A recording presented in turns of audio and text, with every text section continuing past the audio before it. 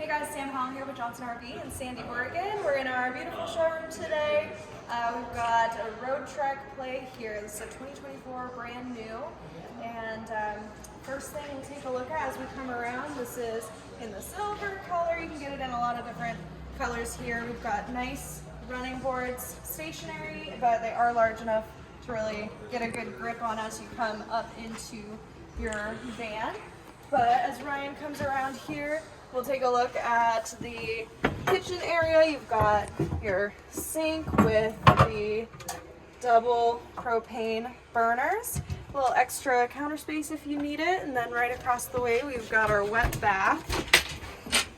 That's a pretty good size, Sam. Pretty good size. Something else with Roadtrek that we love to always point out, they always come with a macerator, which that just makes your dumping of your black tank just that much easier. So it's a really nice upgrade. Then looking at the refrigerator, freezer is separate. And then when we come here to the sleeping arrangement, you've got your twin bed set up with lots of storage around here. So overall a pretty good Class B RV and a good size with everything you really need. But if you've got any questions, please do reach out. My name is Sam Howell with Johnson RV, and Ryan Weber was helping us record today. Thanks.